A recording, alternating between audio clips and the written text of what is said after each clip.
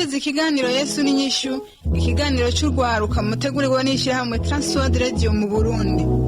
Rwaruka, misore namwe nkumi, umviriza iki kiganiro muzokwibonera ko Yesu ari nyinshi mu bibazo byanyu byose.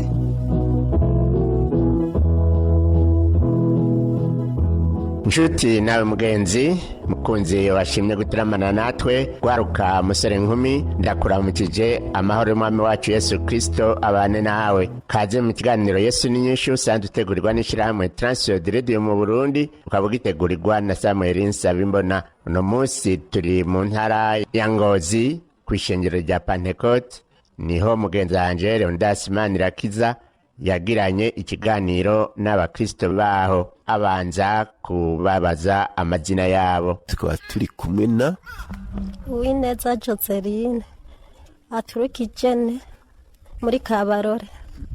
Turi kana Yosa Florence w'ijene kw'ishengero rya Gisopfe Pentecote.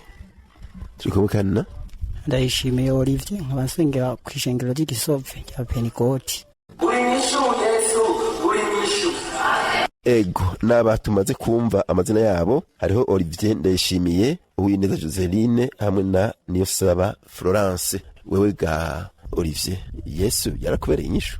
Iboje Yesu yarambereye inyishu, kungene Yesu yambereye inyishu ngomba gucagura, nuko rero birambana izingu bimaze kumbana izingu sinigera menya yuko ndiko ndazunguruka mu bugombe bw'Imana. Nagiye kubibonera mu nzozi, maze kuzana uwo wundi nagiye kwesha uwundi, maze kuvyara abana babiri b'amahasa, njanja mu hagati ndiko ndabosa, sinigera menya yuko nzobavyara. Maze kuzana wa wundi wa mbere naheba, burya naciye mbyara abana babiri b'amahasa inshuro zibiri nikurikiranye. Uhoga Joseline, Yesu yarakubereye inyishu? Yesu yarambereye inyishu. Mu by'ukuri ukuntu Yesu yambereye inyishu, je namubonye nk'umutabazi by'ukuri. Jewe nari umwigeme nari inkenye kubera nabana na papa yaborego. Ibyo bimajije kuba nagahutsu ntiyangurira. No kuri haragezaho ndonka umusore ancagura. Amajije kuncagura sinzi ko yambonye ubukene canke byari bimeze gute canke kubera ntagira mama yankurikirana. Haragezeho umusore aranyikata. Amajije kunyikata umusore wo mu Mana, haci hatangira kuza haraza abasore b'abapagani. Barakurakurana muhira kubera papa atari yihanye na nyokuru ntabwo yari yihanye. Bagaca bashaka ngo inje kuri abo basore batihanye. Kandi by'ukuri harimo n'abafise amafaranga mugabo batihanye. Muri Yesu nkakabakaba nkabona umengo ntibiza neza. Nibyaza ntawe andondera muri Yesu. Ariko abo hanze bagakomeza kuza. Icyakora ndaje ahantu nti Mana yo mwijuru asangwa nukuri warantoranije, jewe ndi umwana wawe, nanje kuye kuntera iteka ukangirira nk'ukugirira abigeme bo muri Yesu. Nukuri haragezaho Yesu wanje nyakubahwa aranzanira umusore, amajije kunzanira umusore. Nukuri ibintu biraja mu buryo, nimwe souvenir ntiyamaye, uwundi wese ibyo yari yaramaye souvenir y'umwambaro w'iniro. Gusa Yesu yambereye inyishu kuko yashatse kunyambika. Byukuri nagenda gusa. Yashatse kunyambika aranyambika iniro byukuri. Ndibaza nta bigeme bari bwambara iniro ngaha nasengera hanye ni magana. Nta bigeme bari bwahabwe souvenir y'iniro. Ariko nukuri Yesu kuntwenza suko nari umunyakaranga. Ariko yaravye ubwabukene bwanje no kwihangana nari mfise. Yesu aranyambika. Ibyo bimajije kugenda gutyo niho yandungikira umusore wo muri Yesu. Matse Yesu wanje aramunzanira. Gire gutya numva ngo nukuzana inkwano na ya souvenir atarayima.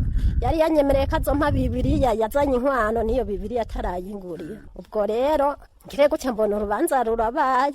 Yesu wanje ukuntu no mushima, niyi saha mbyaye gatandatu. Fisa abakobwa batatu n'abahungu batatu. Turashima Imana n'umufasha wanje. Byukuri ndazi neza niyo notiri mu kana gatoyi nawe nyene iyo mpanura. Ego ibyo ndabishimira Imana. Uhoga Florence, Yesu yakubereye inyishu ngwiki? By'ukuntu Yesu yambereye inyishu, yabanje kumbereye inyishu ambere muvyeyi, papa yatandukanye na mama mu mpisho tutabizi. Nari umwana mutonya gose. Mama aratuvana aho twabara tujana mu Kirundo, ndi umwana w'umucuko.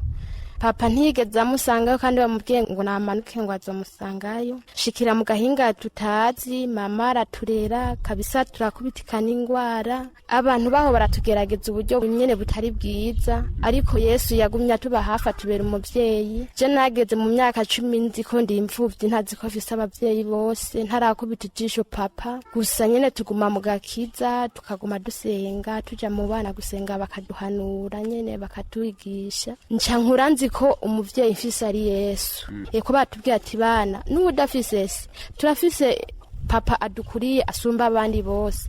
Nkaca ngira ubwira bwo kubaza mama, none mama ko ntabona papa, mwarimo akabatwigisha tubwira ngo turafise papa, uwundi papa ahari ntabona ninde? Mama gaca tubwira ati ni Yesu ni wari so wanyu.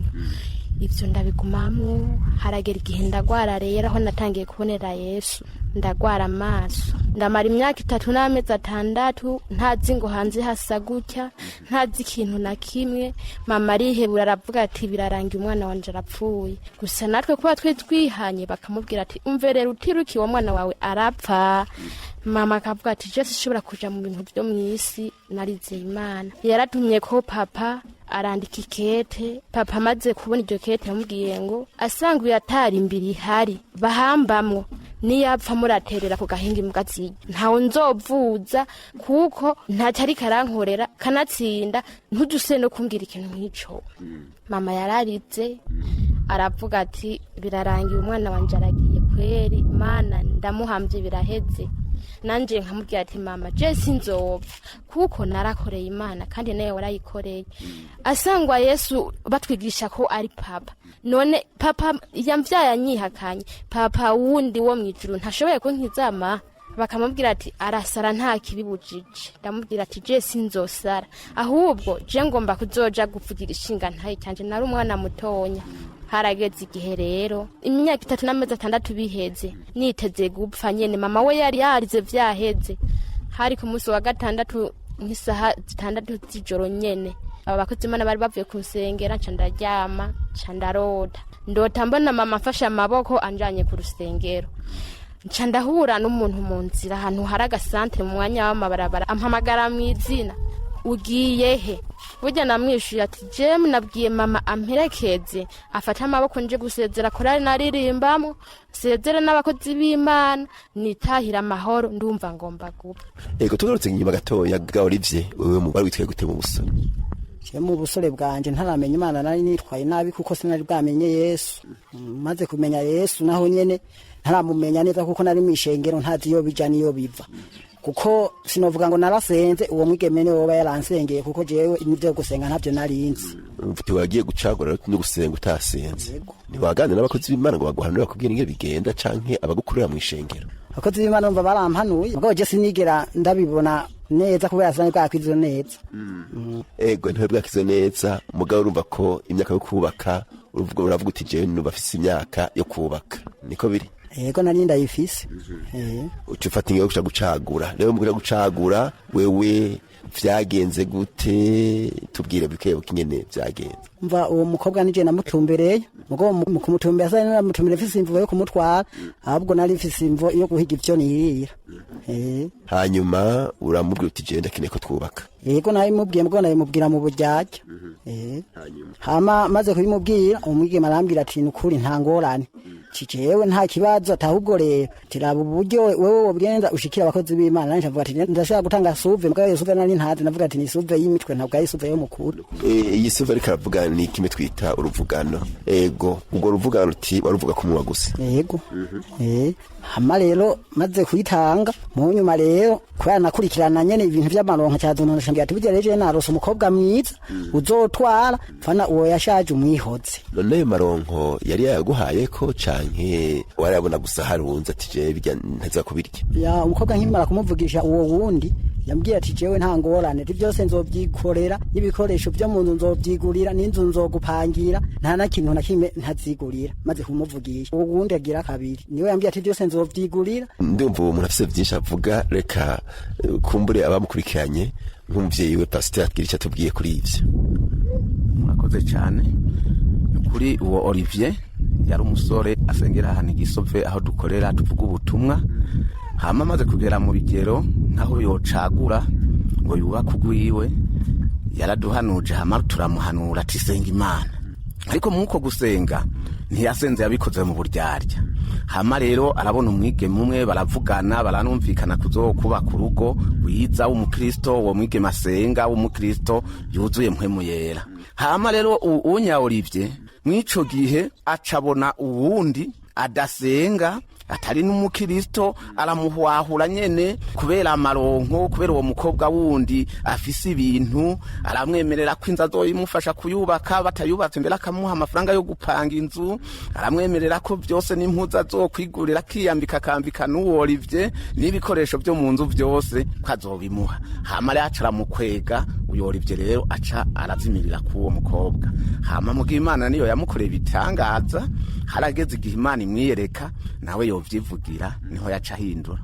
Murakoze cyane, urumva ko bitonze ku murongo. Uti rero ye umaze kubakana n'uwo yagukwegesheje amaronko, byahavuye bigenda gute? umva twari twavuganye umunsi nshobora guca ndamushikiriza ndamutwariye burya turiko turaza turi mu nzira arambye ati none ni wanshikana ntituzoca dupfa burya ntamubwiye atoya ntacyo tuzoba ndi mu gatondo tuzozinduka kwa pasiteri ndamubwire ko nacikije nawe uvuge ko wacikiye burya umwigeme arambwira ngo yaje ngo numva nagize ubwoba nanje ndumva ko nabugize nanje nca ndihagararako ndavuga ati nukuri ntegerezwa kugutwara burya umukobwa ashambye atoya ntibikunda burya rero ati wewe rero subira inyuma tihama wewe uzompa inyishu mu nyuma burya rero niho nagenda ngeze muhira ndyamye burya ncambona tugiye kuzana wa mwigeme nyene afise abana babiri bamahasa mu nzozi maze kubona afise abana babiri acaraza abashikanye burya yaciye apfa amaze gupfa jewe naciye njyama hagati zabo ncamera amabere ncasigara ndabosa nanje rero mu nzozi maze kubibona haci haza umuntu azana igitabo nzantera ibikumu nemera ati nukuri sinzosubira tinukuri ndemeye yuko ngiye gutwara umwe wa mbere nkoba namashi tinukuri mana babarira je ndavyemeye yuko ngiye kumutwara burya rero uwo wundi wa mbere ngiye kumuraba burya arambwiye ati none wewe ko nari numvise ko bari gomba kuzana uwundi ati burya wewe ntuje kumpenda burya ndamubwiye atoya nukure tijewe burya uje mu ishamba utazi ugaca inkoni utazi ndapfukama imbere ziyo ati nukuri cyo mbabarire jewe wongera usubire wemere yuko dushobora kuvugana mwige marambye ati nukuri ntangora nditwongera twasara twavugana ibintu biraja ku rutonde bimaze kuja ku rutonde kubera nari imfuvyi ndiyumvira ingene bizogenda ndiyumvira ingene nzoronka amahera y'inkwano byose birananira burya rero jewe umukobwa aravuga ati kuva vyabereye ni kera nje ndamushirira isezerano imbere ritabaho ndamubwira ati burya rero jewe nukuri umunsi ubu bazozana amahera atanayo ndanafise ari kugobera Imana kugira ndabe ingene vyogenda burya ndaje imbere y'Imana ndasenga sanga umukobwa inzu bayisize nsanze inzu bayisize ndavuga ati none gamana nayo nzi ko bayisize jo nkaba namusize isezerano imbere ritabaho ndamubwira ati nukuri bazozana amafaranga aho vyabereye nikera ntagira namba none ubu bunya vyogenda gute ugere bimaze kugenda guco niwo uwo muvyeyi wanje pasteur yasha njana mugashikanwa gukora ibikorwa ngiyeyo rero mugashikanwa gukora ibikorwa nari mfise ibyo geragezwa je kuvuga ko nabuze ayo mafaranga burya niho twasanga hari amabuye naza nikorera ibuye rimwe nza nibutse Imana ndarituye ngo Mana najya jambo gibuki noge nkikorera irindi buye nca nibutse Imana Mana najya jambo gibuki twaciye tugenda ahantu mu rusengo tuja gutema y'ibiti burya rero turiko turatema ibiti burya nko mu masaha abiri nari nujuje ibeni nguma mbaza Imana ati Mana ati nukuri najya jambo gibuke nukuri sinzomara mari kuko nari namaze gutegura yuko nzosha nomoka cenje Bujumbura burya rero nduze maze kushika muhira naciye nsanga ayo mahera yamaze kuboneka bayaguranye mishira hamwe nanje akanyarigabo gaca karahaze ndagenda kuba mukobwa nambwiye ati burya rero ati ku munsi wa gatanu ati ya mafaranga bazoyazana ijuru ritabaye burya rero Imana nukuri yankoreye ibitangaza bidasanzwe burya rero nje namutwara maze rero kumushikana imbere yuko kumbure umushikana reka tugaruke inyuma gatoya urarose inzozi hanyuma umaze kurota inzozi imigani n'imigambi uragize yo gucikiza ikirahagarara wewe uwo kubaza ati none Olivier yarakijijwe cyane yarakijijwe ico gihe sinari nkijijwe nagiye gukirizwa mu izo nzozi ndiko ndatera ibikumu Imana iri kirandahitsa yego ukirafata ingingo yo guhinduka utereye none ndahindukiye wa mukobwa yari yankakije amaronko ndamuhevye yego naciye ndamuheba imubwiye yifashe gute byagenze gute umukobwa mu nyuma twarahuye duhuye burya yashambye ati none wewe byagenze gute je ko nari namaze kwitegura vyangombwa byose nabiguze n'ibikoresho byo mu nzu namaze kubigura none wewe byagenze gute burya namubwiye ati nukuri jewe ndabona yuko ibintu vyase ntabwo genda wewe tinambe ubona woronka uwundo ronderera hari je ndabona ko bitokunda birahetse nta mahera yari yamaze kuguha ngo yakwishutse umukobwa yaramaze kumpa 30,000 yego naciye ndabimusubiza kuko zari bwayagiye kuko yaragifise uwo nyamuranze yari yamundangiye yego murakoze cane katugaruke kwa Joseline hano. Joseline tijewe ndi umwigeme ndaho Imana irankora bitangaza irampa uwo twubakana. Imbere yuko uronka uwo mubakana mu bwigeme bwawe waranzwe n'iki? Jewe mu bwigeme bwanje naranzwe nuko nakora ibikorwa by'Imana, nkabana ari umukobwa yubaha Imana by'ukuri. Hamwe bavuga ngo iki jewe nkiri umwigeme, nukuri narubaha Imana kabisa. Jewe nta muhungu w'ikigenzi yashobora kuza kumbwira amajambo y'ubwigenzi jewe ngo ndamwumvirize. Ndetse ndiko ndanava no gusenga kuko nasengera hanyene Magana. Mu nzira abahungu bo hanze nasanga bantegereye. Gusa ndibaza ntibashaka yuko twokubakana, ariko ndibaza yuko bashaka kunshikirara nyene ngo mbe umwigeme w'ikirara. Ariko kubera yuko nari umwigeme wo muri Yesu, narahagarara nkababwira ati ntibishoboka. Jewe nkarengana nkagenda. Burya rero ibyo byose bimagije kunshikira, naramenya ko ari amageragezo. Jewe n'ukuri nari mfise ikibanza cyo gusenga. Ndetse no hanura abigeme yuko n'ukuri bahuye n'amageragezo, kuko ubwigeme abantu barabuhuriramo n'amageragezo, bace baje ahantu basenge. Jewe nari mfise ikibanza cyo gusenga cyari ahantu mu ngundu y'igitoki. Aho hantu nama nahikebeje abavyeyi batabizi, nkahikebya nkasenga Imana. Imana yo mwijuru, nanje ntiwampa umugabo yemegwa n'Imana, ukantera iteka. Mana nanje nzogushima, nzotanga ishikanwa ry'ugushima. Kandi ibyo n'ukuri narabikoze uko nshoboye nyene, kuko narashikije icyo Imana yankoreye. Ego kabisa.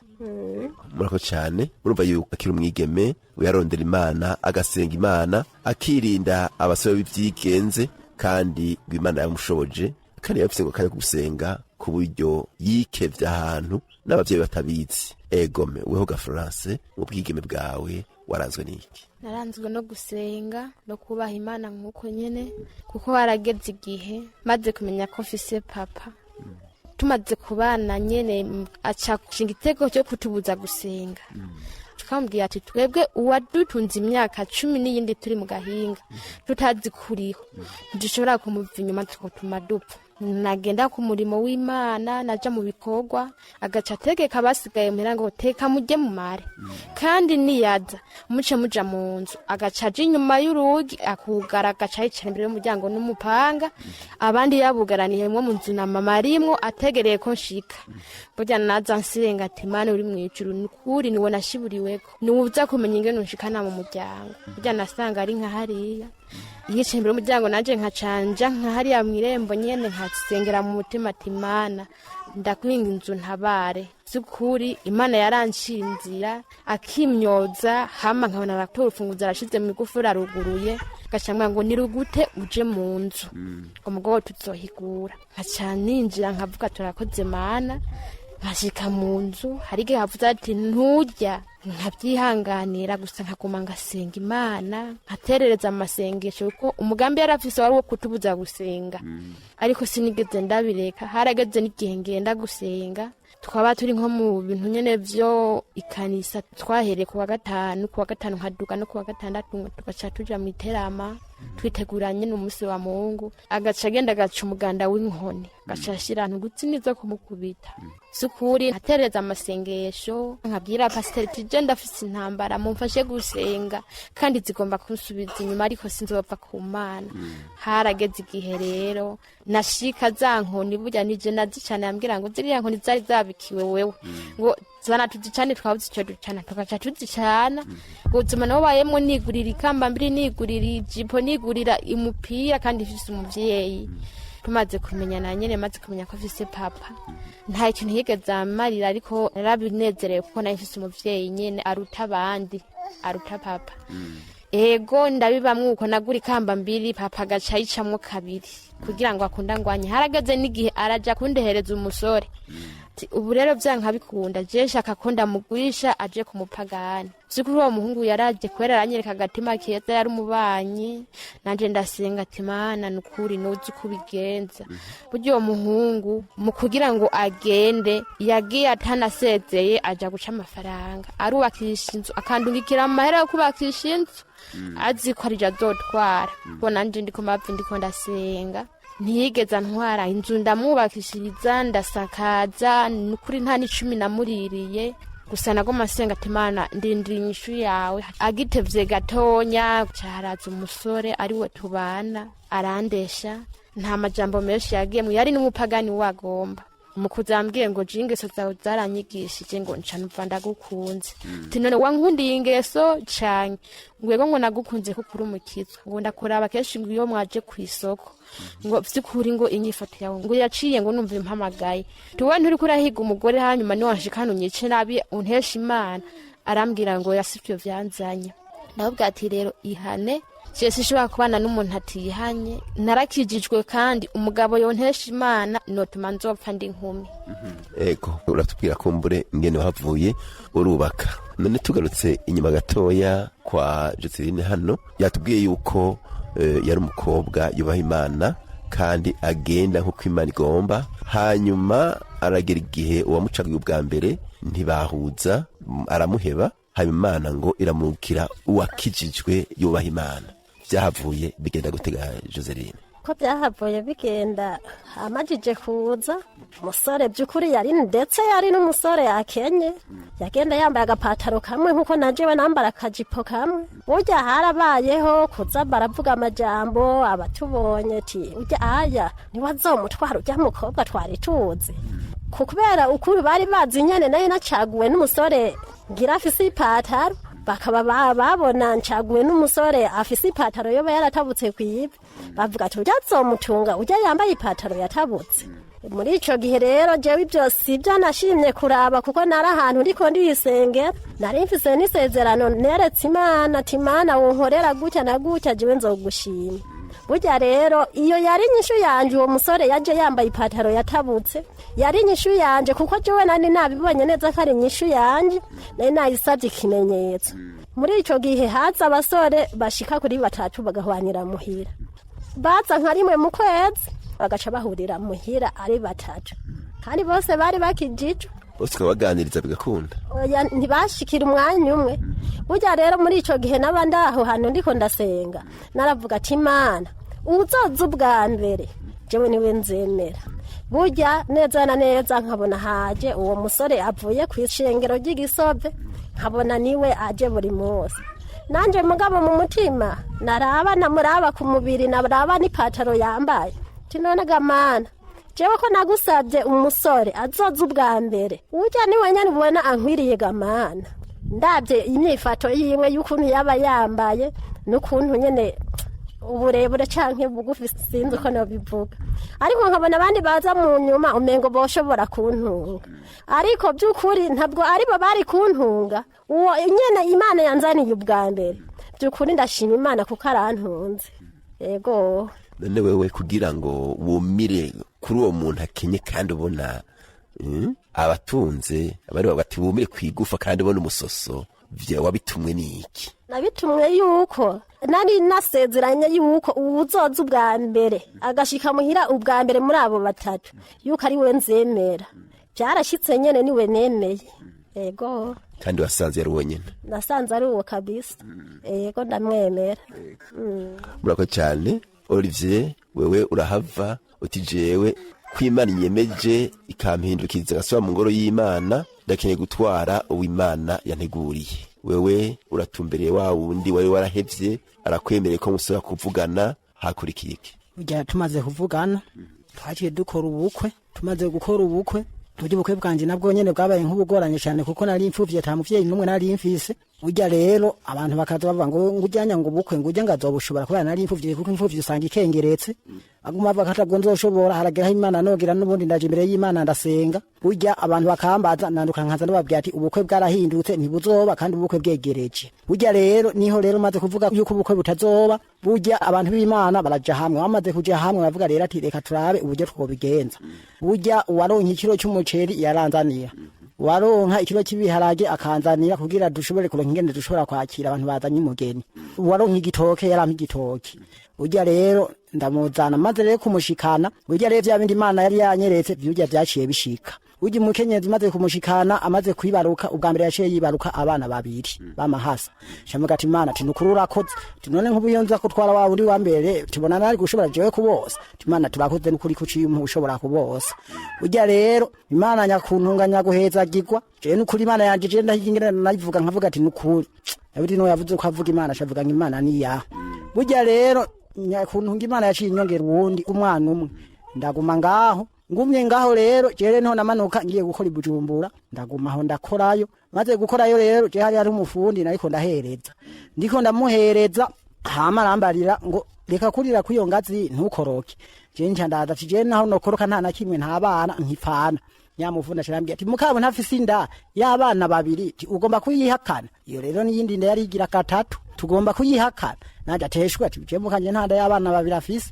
tije ivyo bintu ntavyonze burya ngize gushata nvuga umugore muri nyajoro ashara telefone ndi Bujumbura cirambye ati burya rero jemve kwa muganga bampimye ati burya nubu bampimye ko nzovyara abana babiri shanda kubita agatima kuri rya jambo wa mufundi yari yambye ati tibwa bundi nimbo rego zisigaye zivugishwa burya ndagumaho ngumye ngaho nashambira umugabo umwe twabana mije nambye ati jewe burya je hari umuntu yavugishijwe ibi nibi mugabo umugore yamaze kumbwira yuko bamaze kumupima kazovyara abana babiri ati mbere bana murungise kuri prive agene ngo bamurabire ingene bimeze cyambye ati no kugenda hano gasenga Imana ati Imana yafise ingene izobigenza ati je yabikoze ubwa mbere nubundi zongera ibikore ujya rero bimaze kugenda guco niho rero naca nduhuga nca ndagumino maze kugumino n'umugore yagenda kubibaruka nubundi ashongera yibaruka kandi abana babiri ubugira kabiri ujya rero je nukuri amaze rero kubibaruka ubwa mbere yari yibarutse umuhungu n'umukobwa nubugira kabiri ashongera kandi yibaruka umuhungu n'umukobwa ujya rero jewe nukuri haragira hamvuga ati jewe rero iyo nza kugenda rero kuwo wundi none nari kuboza inshuro zibiri nkabashobora nukuri Imana yanje yarakoze je ndabona ingene mvuga Imana je nukuri n'uwo muvyeyi wanje pastor ndamushimira kuko yaramfashije cyane nukuri arampa umwigeme nukuri uwo mwigeme yari yamusengeye Imana yego kweri aranyubaha nanje ndamwubaha nukuri nabo bana arabosa neza iyo nza gutwara uwo wundi ndazi ko vyari kugenda ukundi kuntu nukuri ndashima Imana yanje yarakoze yego none wumvaga Olivier yarashaje kumbe ariko uramubeshera umuntu ashaje uvyara abana batanu umva jewe kubera satani yari yampumye amaso nabona umengo n'umusaza burya je nagiye kubona yuko umengo atari umusaza burya twaragane hani magana haje bariko baratubaza bavuga ati uravyemeye burya yarafise ibintu wamengo ni minkanyari navuga ati nibwo busaza yarafise bambajije ati none uravyemeye ati yego ndavyemeye burya minkanyari sinasuye kuyibona aciye mbona abaye inkumi yego Imana yarakoze ko aciye muhindura kaca inkumi ni byiza cyane nuko rero amaso yawe yakubeshe urumva yuko umaze kuvyemera byace bigenda neza nuwo Yesu rero ahindura ibintu akanezereza umuntu wiwe kuko amwizeye nawe mugenzi ukaba ugomba guhindurirwa ibihe nukwakira Yesu nk'umwami n'umukiza mu bugingo bwawe hamwe rero umwakira n'ufatanya nawe gusenga mwami wacu Yesu Kristo ndagucengurukiye cyane kuri uyu mwene data yicishije bugufi atahuye ko agukeneye kugira ngo umuhindurire ubuzima ubutumbereze mu nzira yo gutungana kandi umuha ibyizigiro bya kazoza uwo ari mu bibazo mwami ubyishure kugira ngo umutwenze nk'uko watwengeje aba bahejeje gushingira intahe igihe gikwiye kigeze azo gushingira intahe hanyuma azoraga ubugingo budashira ndabigusabye mu izina ryawe Yesu Kristo amen. Ikiganiro cyacu cyo kuri uno munsi kigaruke ngaha ndakengurukiye cyane mugenzi wanjye Leonidas Manirakiza yadufashije kugitunganya ndakengurukiye nawe mugenzi washimye kubana natwe ukaba nawe ugomba kutubaza cyo kutwunganira utwandikire cyangwa udutelefone wanditse bakoresha agasanduku ka posta 1140 i Bujumbura cyane email twrburundi@gmail.com canke naho utwandikire cyangwa udutelefone kuri telefone ngendanwa inomero 79 amajana 84 amajana 286 canke 69 amajana 671 amajana 277 naho utaha umwami wacu Yesu Kristo akubera inyishu.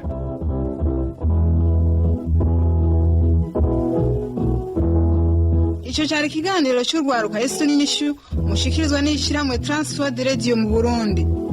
Ni waba nawe ugomba gushinga intaye ko Yesu yakubereye inyishu cyangwa ugomba kutunganira twandikira uti Yesu niyishu, agasanduku ka posti 1140 Bujumbura, cyangwa udutera akamo kuri 24 26 57.